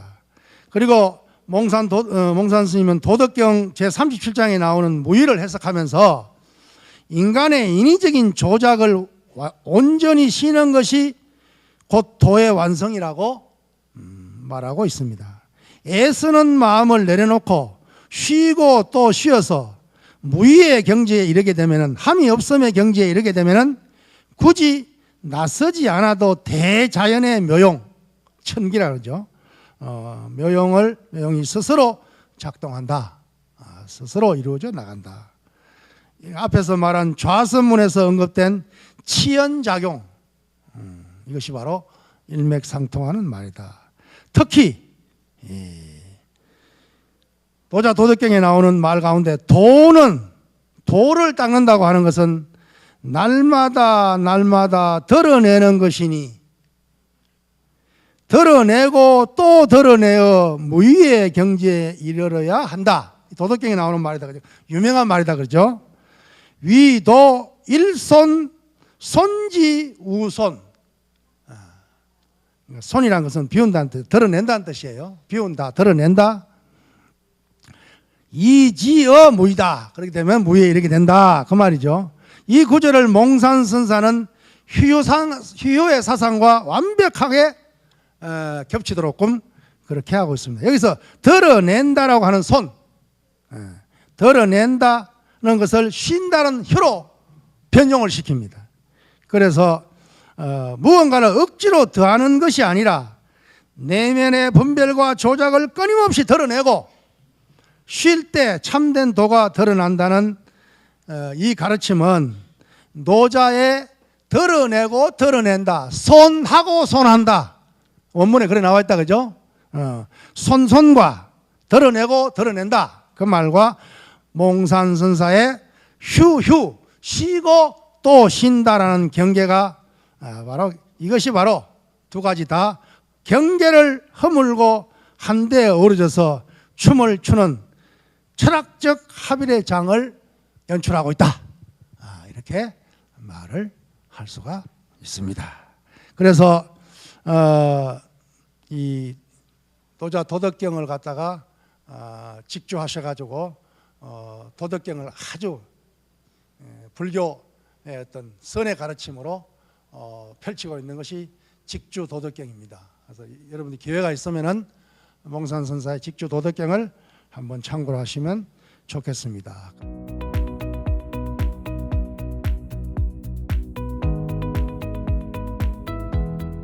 그 다음에는 몽산 스님의 시식 어문에 나오는 내용이죠. 고통과 업력의 온전한 쉼을 드러내고 있죠.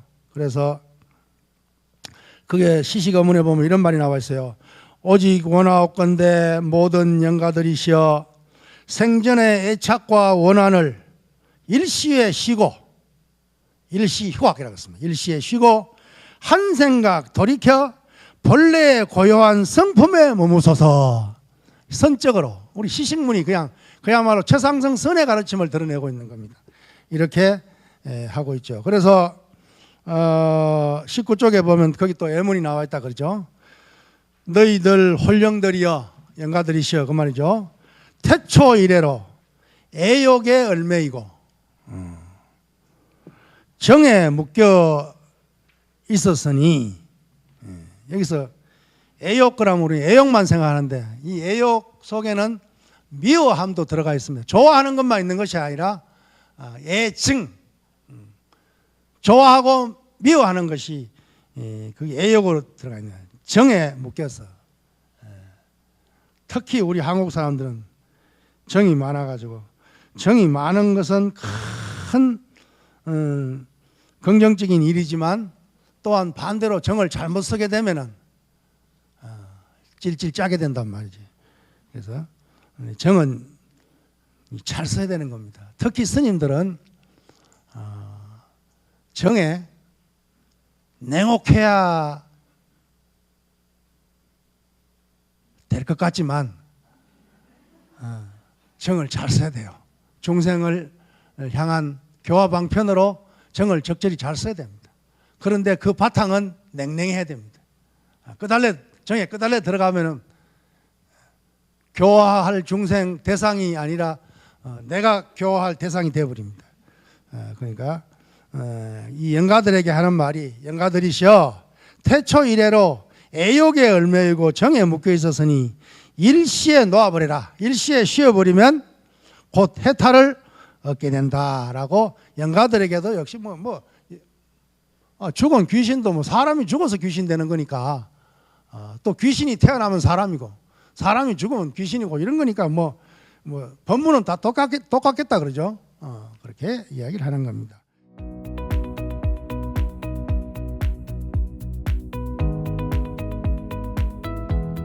그리고 이제 절정에 가면 다계라는 거 나오는데 그 다계가 바로 우리가 친히 잘 알고 있는 이야기죠. 100가지 풀리 가운데 한결같은 새로운 맛이여 조주선사께서는 항상 몇 천의 사람에게 권하셨던가. 돌솥에 강 한가운데 맑은 물 기르다 끓여서 올려오니 원컨대 망령이시여 고통의 윤회를 씻어서 백초 임중 일미신 조주상건 기천인 팽장 석정 강심수 원사 망령 헐고룡 원사 재령 헐고륜 원사 고혼 헐고륜 이렇게 이 내용은 그래도 좀 아는 내용이 나오니까 좀 반갑다 그죠? 어디 낯선데 이렇게 구경 가는데 거기서 반가운 사람 아는 사람 만나면 반갑잖아요. 그렇죠? 그렇게 맨날 그냥 뜬구름 잡는 것처럼 이야기를 하다가 아이고 이게 백초임중 일미신이 나오네. 이러면 이게 이제 몽산 스님께서 일러주신 영가들에게 닭에 차를 올릴 때 하는 개송입니다. 그래서 이걸 갖다가 우리는 이제 곰곰이 한번 음미를 해봅시다. 첫째, 19쪽 제일 아래따라 보면 첫째, 조주, 이 차는 조주차를 말한다, 그죠? 그렇잖아요. 조주선사께서 권한 차니까. 그래서 조주차이니 그 맛은 무슨 맛이냐? 분별을 쉬는 맛이란 말이에요. 푹 쉬는 맛이 조주차의 맛이란 말이에요. 조주선사가 권했다는 것은 유명한 끽다거를 이야기하고 있다 그러죠. 끽다거 화두를 말하는데, 따지고 분별하는 중생의 망심을 적극적으로 쉬게 만드는 강력한 방편이 바로 끽다거입니다. 차 한 잔 마셔라. 차나 마셔라. 이 거자가 들어가 있으니까 차나 한 잔 마시고 가거라 이렇게 해석하는 사람이 있는데, 여기 거자는 어조사입니다. 어조사는 행위의 지속성을 드러내는 어조사이기 때문에 차나 한 잔 마셔라 이 말이지, 한 잔 마시고 가라 이런 뜻이 아닙니다. 그래서 이제 그걸 우리가 좀 정확하게 하면 좋겠죠. 그래서 둘째, 강심수. 강심수는 정화된 마음의 심이다. 정화수라 그 말이죠. 정화된 마음의 심을 강심수라 했다. 가장 맑은 물인 강심수로, 요즘은 강물이 다 오염되어 있지만은 옛날에는 강물들이 다 일급수입니다. 그래서 이제 강심수라고 말하는 거예요. 그래서 맑은 물인 강심수로 차를 끓인다는 것은 망자의 탁해진 업식을 씻어내어서 평온한 본래 자리로 되돌리려고 하는 지극한 자비의 발로이다. 그러니까 원사 고륜 헐고륜, 그러니까 원컨대 모든 망령이시여, 이 쉬고 쉬어서 이 고륜, 고통의 수레바퀴를 쉬어지다라고 이렇게 연보를 할 때 이런 마음이 들어가야 된다는 거예요.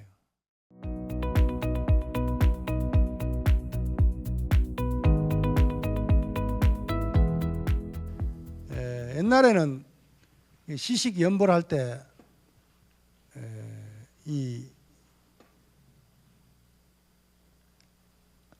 사실 요즘은 그냥 부전 스님들이 주로 하잖아요. 시식을 할 때. 그리고 뭐 이렇게 하지만 옛날에는 이 시식만큼은 부처님의 고향 올리는 거하고 다르게 시식만큼은 큰 스님들이 했습니다. 왜냐하면은 염불이라고 말하는 것이 염이잖아요. 염. 그렇죠? 염이라는 것은 염한다. 그 말은 염이 관으로, 관불입니다. 관불. 관해야 되는 거예요. 염불, 소리가 염불이 아니에요. 그건 송불이죠. 송불이란 말이에요. 그건 나는 지금 우리 종단의 행태 중에 좀 잘못됐다고 생각하는 것이, 뭐 또 이렇게 말하면 또 그냥 안티가 생길지 모르지만, 돈 받고 보시 받고 전문적으로 부전하는 스님들, 뭐 애를 많이 쓰기는 쓰시지만, 그러나 이게 하나의 직업으로서의 부전이 되어버리면, 부전은 직업이 아닙니다. 부처님을 시봉하고 영가를 천도시키는 아주 중요한 소임입니다. 그런데 이것이 이제 어떤 보시하고 연결이 돼가지고 부전이 그냥 대충 천도 연불하고 만다, 때운다는 식으로, 이거는 사실 안 맞는 거예요. 옛날에는 큰 스님들이 시식을 했단 말이에요. 그거 왜 합니까? 관력이 있다, 관하는 힘이 있다고 말이에요. 관을 하는, 연불하면서 그 관을 하는 힘이 있는 스님이 해야 영가가 영향을 받고 천도가 된단 말이에요. 제도가 된다 그 말이에요. 직업적으로 이제 그렇게 해버리면, 물론 여러 가지 뭐 또 변형되는 어떤 그런 안에 복잡한 내용이 있기는 하지만은, 주위 스님들 바쁘다고 저 상자인데 맡겨두고 어제 아래 갓들은 삼위삼인에게 맡겨, 그거 안 맞는 거예요. 삼위삼인이가 다 그렇고 부전 스님이 다 그렇다는 건 아니지만은, 연불을 할 때 소리 연불을 해서는 안 된다 그 말이에요. 뜻의 연불을 해야 된다 그 말입니다. 다시 말하면 관불로서 연불을 해야 된다 그 말입니다. 중요하죠. 왜냐하면은 일타스님의 영가본문 유튜브에서 한번 들어본 적이 있어요. 계실 거예요. 일타스님이 살아계실 때 해인사에서 영가본문을 하신 그 내용이 있습니다. 그 가운데 이런 내용이 있어요. 소개를 드리자면, 해인사는 지금은 뭐 그렇지 않지만은 한 3, 40년 전만 하더라도 대중 울력으로서 잣나무에 올라가서 잣을 따는 그런 울력이 있었어요. 그런데 주로 이제 뭐라 하냐면 강원의 학인들이 주로 많이 합니다. 다 젊은 스님들이니까. 그래서 잣나무에 올라가 가지고 잣을 딴단 말이에요. 그런데 이제 한 나무에 이렇게 따고 내려와서 또 다른 나무에 올라가고 이래야 되는데, 재주가 좀 있고 몸이 날쌘 사미들은 또 자랑한다고 나무에서 나무로 훌쩍 뛰어 건너가는 스님들이 있었던가 봐. 그래가 한 스님이 툭 떨어져 죽어버렸어. 그래가지고 안타까운 일이죠. 그래서 이 스님이 툭 떨어졌는 죽는 순간에 갈증을 느낀 거예요. 갈증을 느껴가지고 문득 한 생각 일으키기를, 어머니인데 한 가봐야 되겠다 이 생각을 낸 것 같아. 속가 집이 포항이라 포항을 한다름에 달려간 거예요. 이제 업식이 달려갔으니까 한다름에 달려갔겠죠. 가서 집에 떡 사리문을 열고 들어갔는데, 지금부터 한 60년 전의 이야기니까, 들어가니까 어머니가 길삼을 하고 있더래. 자기 누나하고 같이 길삼을 하고 있길래 가가지고, 어머니 저 왔어요 인사하니까 어머니 쳐다보지 않아. 누나를 보고, 누나 밥 좀 줘, 배고파 죽겠어. 물 좀 줘, 목마르 죽겠어 하면서 아무 반응이 없어.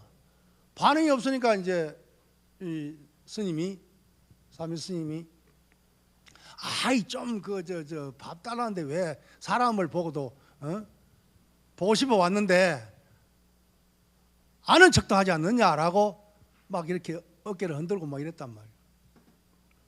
그러자마자 누나가 배 아프다가 똘똘 굴러버리네. 똘똘똘똘 굴러버린단 말이에요.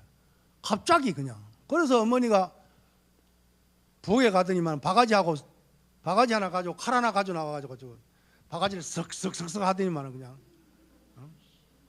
그게 밥 돼가지고 밥을 던지면서 바가지를 던지고 거기다 칼을 객기야 물러가라 그러면서 객기야 물러가면 칼을 딱 던지니까, 어머니 보고 싶어 갔는데 무슨 아는 척도 안 하고 시퍼런 칼을 던지니까 정밀이 떨어져가지고, 내가 뭐 중이 돼가지고 집에 오는 게 잘못이지, 내가 왜 왔노 하고 쓸쓸히 돌아간단 말이야. 돌아가는데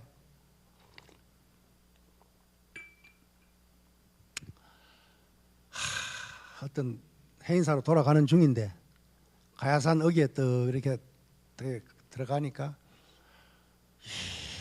이쁜 처자들이 그냥 노래 부르고 장구 치면서 그냥 놀고 있는 거예요. 그러니까 이렇게 스님 지나가니까, 스님 놀다 가세요, 우리하고 놀다 가세요 이런단 말이에요. 그러니까 스님이 그러면 하지 마시오. 출가한 스님이 뭐 그 노래 부르고 춤추고 장구 치고 북치고. 그러니까 그 처자가 하는 말이, 돌중, 니는 평생 죽는 것밖에 못 하겠다. 뒤에서 그런 소리를 들으면서 앞으로 나아갔단 말이에요. 그러니까 아주 잘생긴 한 여인이 아주 잘생겼어. 그래가지고 유혹을 하는 거예요. 스님, 나랑 같이 대화를 하고 좀 쉬었다 가시라고. 너무 잘생겨가지고 그냥 떨치고, 나는 지금 해인사로 지금 가는 중인데 지금 바쁘다고 길 비키라고 갔어. 또 한참 가니까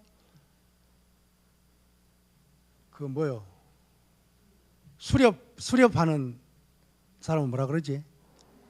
사냥꾼.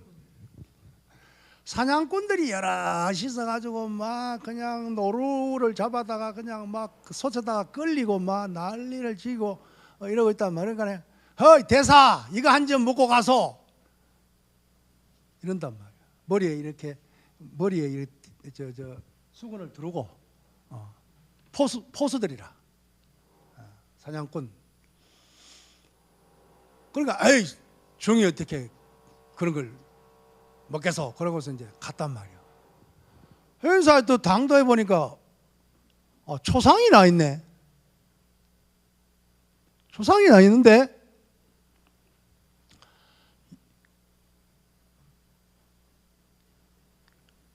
연부를 하고 있어. 연부를 하는데 자기 도반, 강원에 도반 둘이가 나와가지고 연부를 하고 있는 거예요. 하나는 법주고 하나는 바라지라. 요령원 들고 목탁 치고 연부를 하고 있는데 연부를 이상하게 하고 있어. 이 거시기는 요령원 든 법주는 연부를 무슨 이 제대로 된 시식에 연부를 해야 되잖아요. 그래 안 하고 재경행상 내 거다 재경행상 이러고 있단 말이야. 또 목탁 치는 도반은 은행나무 바리떼 이러고 있는 거예요. 자식들 연부를 희한하게 하고 있네. 무슨 저런 연부이냐. 저 누가 죽었길래 이러니까 또 그 죽은 사람 보니까 지 닮은 놈이라. 아니 내 닮은 놈이 왜 누워있지 이렇게 생각하고 옆에 보니까 자기 엄마하고 누나가 와가 찔찔 짜고 있는 거 거기서 그러고 있는 거요. 그래서 이게 뭐 이러지? 그러면서 좀 기분 나쁘잖아. 내 닮은 놈이 누워있으니까. 그래서 발로 툭 차버렸어. 그냥 툭 차는 순간에 그냥 벌떡 일어나 버린 거. 그냥 일어나서 어머니하고 누나인데 가가지고 왜 왔느냐고, 왜 울고 있냐 그러니까 엄마가 하는 말이 야 이 자식아 네가 중이 돼가지고 죽어가지고 초상 치려고 왔다고. 내가 지금 이렇게 살아있는데 무슨 초상 치냐고 이러고 있단 말이야. 그래가지고는 도반 그 요령목탁 친 도반들을 가가 야 누구는 뭐 연부를 갖다가 뭔 그런 연부를 하고 있냐 이런 물으니까 굉장히 겸연쩍어 하면서 하는 말이 내가 듣기는 네가 맨날 재경행상 하고 있더라. 왜 그러냐 그랬더니 내가 소리로는 연부를 했지만 입으로는 연부를 했지만 생각으로 평상시에 네가 가지고 있던 재경행상 그 노트가 내가 굉장히 부러웠다. 근데 네가 마침 죽어가지고 저건 내 거다 이렇게 생각했다고. 그런 마음으로 연부를 했다는 거예요. 그러니까 연불이 연불로 안 들리고 재경행상이란 말로 들린 거예요. 그 옆에 도반, 목탁친 도반인데 물어서 니는 이 자식아 연불을 갖다가 무슨 은행나무 바리떼 은행나무 바리떼. 야 나는 뿔바루떼인데 네가 은행나무 은사 스님 잘 만나가지고 은행나무 바리떼인 게 내가 굉장히 불렀다. 굉장히 부러웠다. 그건 마침 네가 죽어가지고 이제 저 은행나무 바리떼는 내가 가장 친했으니까 내가 내 거다 라는 생각으로 연부를 했다는 거예요. 여기서 이제 굉장히 시사하는 점이 크잖아요. 그죠? 연불은 연불에 나와 있는 내용으로 연불을 해야지 소리로 연불을 하면 영가는 엉뚱한 소리를 듣는다는 그 말이에요. 그러니까 우리가 시식을 할 때 연불을 어떻게 해야 된다는 건 이 스님 법문에 확실히 나와 있단 말이에요. 입과 이 소리의 연불과 뜻의 연불이 일치해야 된다 그 말입니다. 거기에다가 영가를 관하는 관력이 있으면 선정의 힘이 있으면 더 좋은 것이고 그렇기 때문에 옛날 큰 스님네들이 시식을 했다는 이유가 거기에 있단 말이에요. 그래서 하도 이상해. 여기 일어나는 일들이 하도 이상해가지고 오다가 일어나는 일들이 또 너무 수상하단 말이에요. 그래서 왔던 길로 되돌아가 봤습니다. 막 머리띠를 하고 막 사냥꾼들이 막 하던 이때양 거기 가니까 사냥꾼들은 온데 간데 없고 큰 벌통이 하나 있는 거예요. 벌통이 있는데 그 벌이 수도 없이 많은 벌이 들락들락 하면서 마치 그 입에 문 그 꿀이 허연기 이 머리띠를 들어오고 있는 그렇게 보이더래. 내가 까딱 잘못했으면 저 벌통 안으로 들어갈 뻔했구나. 그 좀 더 가니까 그 여인이 혼자 이렇게 있었는데 거기 가보니까 아주 수려한 잘생긴 뱀 한 마리가 또아리를 탁 틀고 보고 있더라는 거예요. 끔찍하지. 내가 거기서 말 한마디 나누었다면 저 뱀 뱃속에 들어갈 뻔했구나 이랬다는 거예요. 그 다음에 좀 더 가가지고 뭐였지? 노래 부르고 춤추고 가물을 즐기고 있던 그게 스님 쉬다 가시라고 하는 그게 가보니까 청개구리들이 개골 노래를 부르고 있더래. 이건 내가 지어낸 말도 아니고 일타스님께서 살아 계실 때 직접 해인사에서 49제 연가 법문을 했던 법문이에요. 그것이 우리도 들었는데 그것이 나중에 지금은 육성으로 들을 수 없으니까 유튜브 같은 들어가 보면 그 법문이 다 나와 있어요.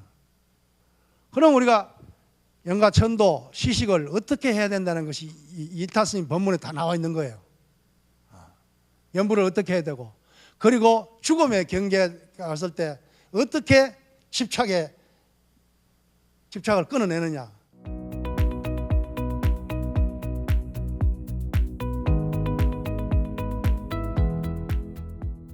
전도몽상이라 그러잖아요. 전도몽상이라는 것이 그냥 전도몽상이 아니야. 거꾸로 됐다는 말이에요.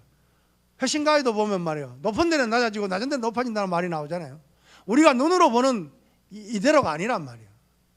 여실지견이 아니거든. 우리가 눈으로 보는 것도 여실지견이 아니거든. 근데 우리는 눈으로 보는 것조차도 그걸 믿는단 말이에요. 나는 우리 눈으로 보는 이 색, 이 형상을 우리는 본다 생각하잖아요. 여러분들은 지금 오람 스님을 보고 있잖아요. 오람 스님을 보고 있는 게 아니에요. 오람 스님이란 그 영상을 망막을 통해서 뇌가 그 영상을 이해하는 거예요. 다 마찬가지예요. 우리가 보고 있는 것은 눈으로 색을 보고 귀로 소리를 듣고 코로 냄새를 맡고 입으로 맛을 보고 몸으로 감촉하고 뜻으로 헤아리는 그걸 갖다가 법이라 그러잖아요. 안입이 설신 의에 대응되는 게 법이잖아요. 그 법이 다름할까요? 우리가 말하는 다름아 그 법일까요? 안입이 설신이로서 색성양 미촉법을 만나서 접촉해서 만들어지는 그 세계, 그 경계, 그게 법이란 말이에요. 그것을 우리는 실지라고 믿고 살아가고 있잖아요. 내가 두 눈으로 똑똑히 봤다 그러잖아요. 근데 두 귀로 틀림없이 들었다고. 듣기는 뭘 듣고 보기는 뭘 봐서 그냥. 그 영상을 보고 영상을 들은 것이지 실지. 그래서 부처님이 실지실견이란 말을 한단 말이에요. 여실지견이란 말을 하고 있잖아요. 여실지견은 보는 내가 없을 때 여실지견이 된단 말이에요. 듣는 내가 없을 때. 그래서 저 앞에 보면은 하나 빼먹이 있는데 날마다 눈과 귀를 새롭게 하라. 갱신. 눈과 귀를 맑게 하라는 구절이 좌선문에 나옵니다. 그러면 우리는 눈과 귀에 종속돼 버리지. 눈과 귀를 부리는 것이 아니고 수주작주가 안 된다는 거지.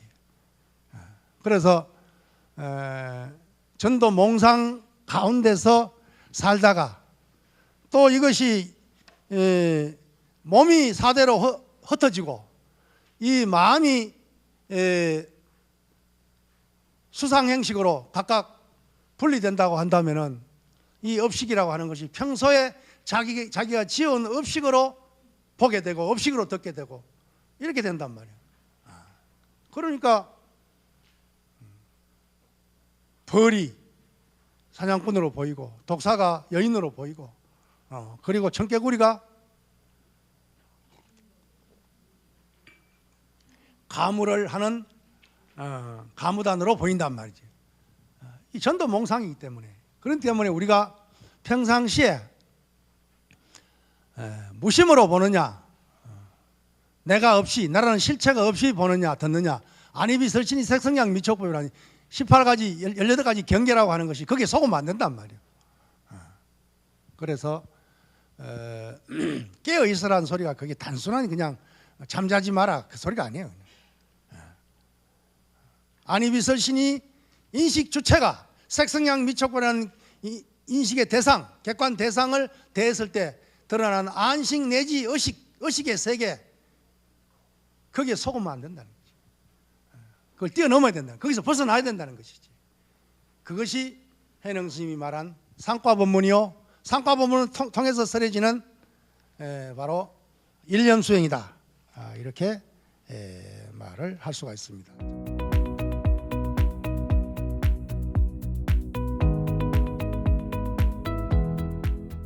몽산 덕이선사의 휴의 수행법을 종합적으로 설명을 하면, 첫째, 인휴입니다. 인휴, 사람 인자, 신유자. 이 인휴라고 하는 것은 타인에 대한 의식과 비교를 쉬는 것입니다. 사람의 관계 속에서 생겨나는 온갖 집착을 내려놓는 단계입니다. 대인관계에서 빚어지는 칭찬과 비난, 시비와 이해, 덕실에 휘둘리게 되면은 우리의 마음은 끊임없이 밖으로만 치닫게 된단 말이에요. 남이 나를 어떻게 평가하고 있는가, 남이 나를 어떻게 보고 있는가, 이것으로부터 우리는 자유롭지 못하단 말이에요. 휴지를 못한단 말이에요. 이것으로부터 놓아버리는 것을 우리는 인휴다, 인휴다 이렇게 말을 합니다.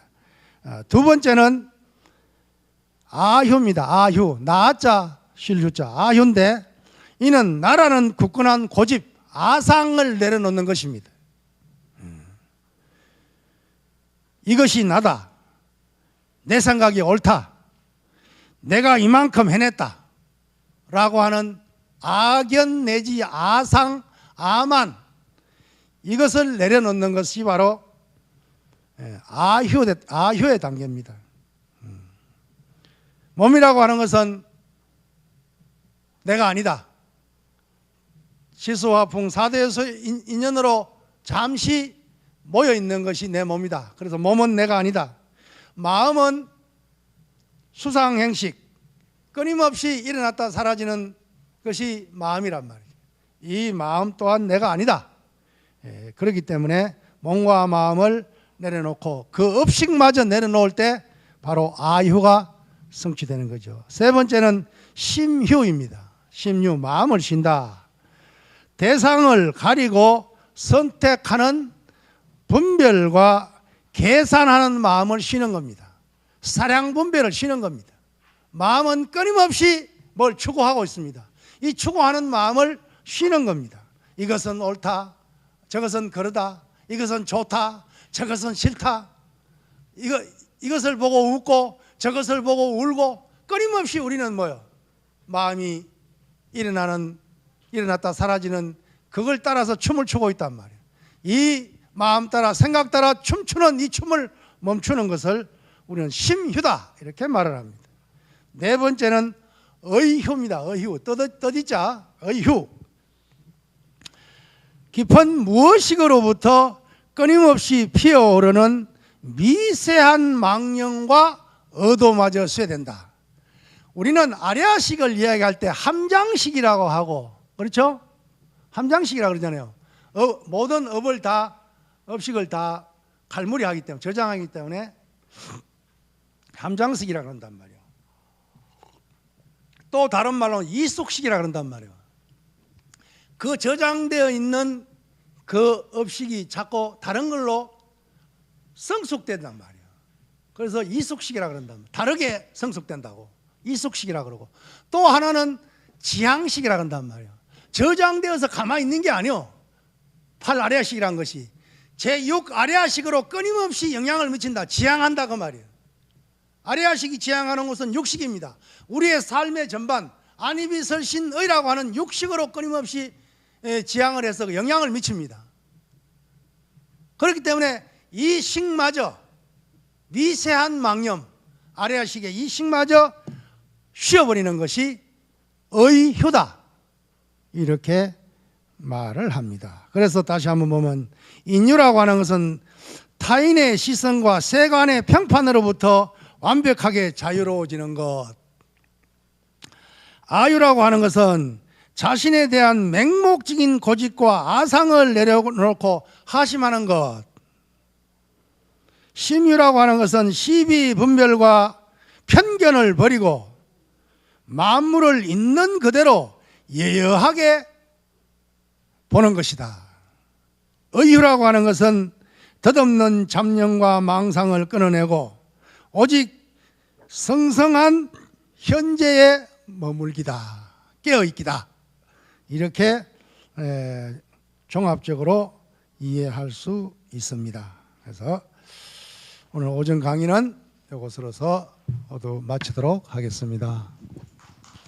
네, 큰 박수로 스님께 감사드리겠습니다.